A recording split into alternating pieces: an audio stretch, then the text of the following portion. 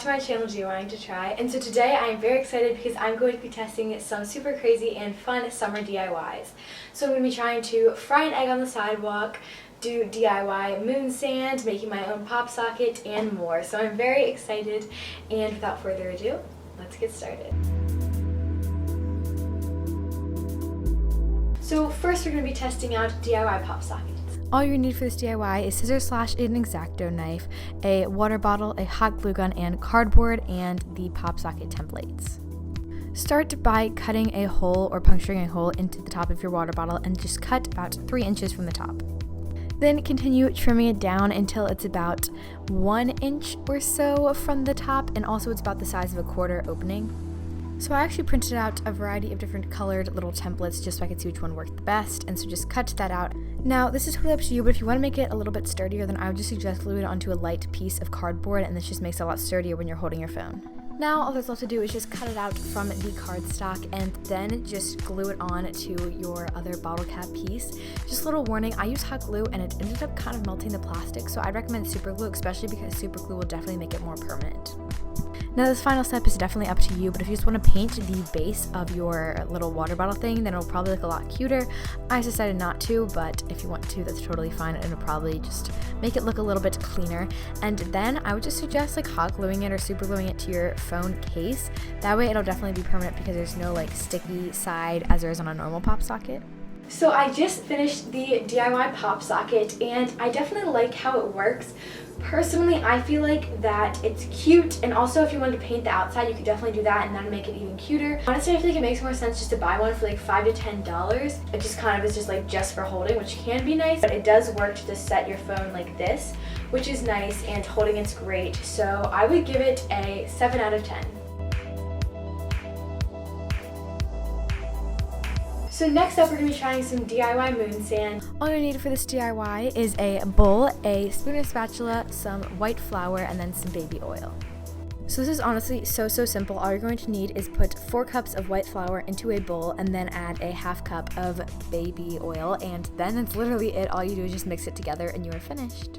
P.S. It only really kind of worked to stir with a spoon just for the beginning, and then I just found it easier to stir with my hands, so I would just recommend doing that. Okay, so I just finished the Kinetic Sand, and honestly it has 2 ingredients. It's super easy and super fun.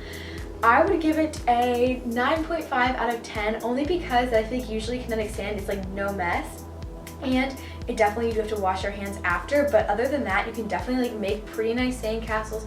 It's super fun to play in, so I would definitely suggest that you guys try it out. The next DIY that I would be trying out is sort of like a foam sidewalk chalk paint thing. All you'll need for this DIY chalk paint is shaving cream, flour, Elmer's washable glue, measuring cups, an empty water bottle, scissors and food coloring, and a plastic bag. For this sidewalk chalk foam paint thing, you're just going to take a gallon-sized Ziploc bag and put in a ½ cup of white flour and then 1 full thing of Elmer's washable glue, and just kind of let it sit, and that way we can get as much out as possible. And then you're just going to put in about 2 cups of shaving cream. I honestly just kind of eyeballed it and just put in a good amount. And then just put in any color food coloring that you want. I just chose like a reddish pink color. And then just all mix it together with your hands in the plastic bag. Once it's fully mixed together, then just cut off the end with a pair of scissors.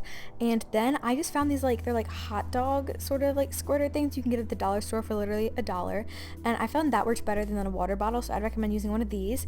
And you're just going to use a little hole in the plastic bag to squirt out all of this chalk foam thing. So now that we've made the puppy paint, let's go try it.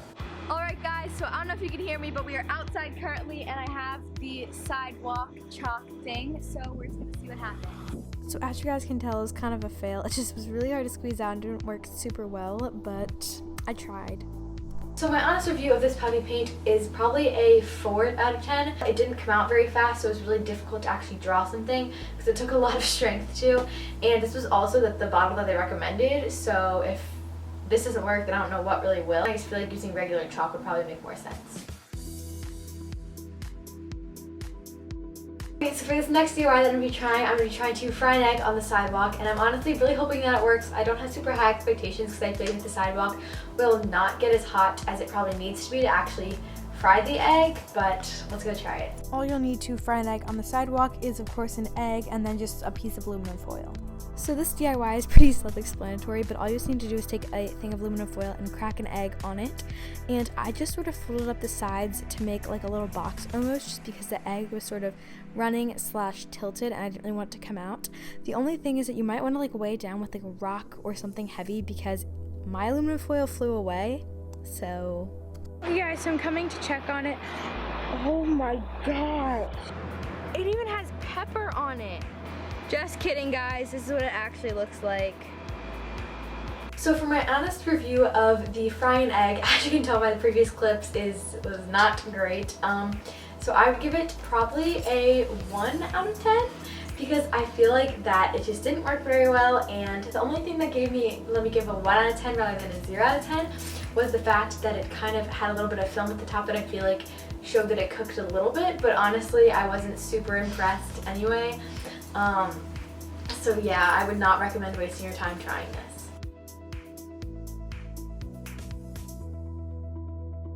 So the next DIY that we're going to be trying is a DIY chocolate balloon bowl thing. Try it.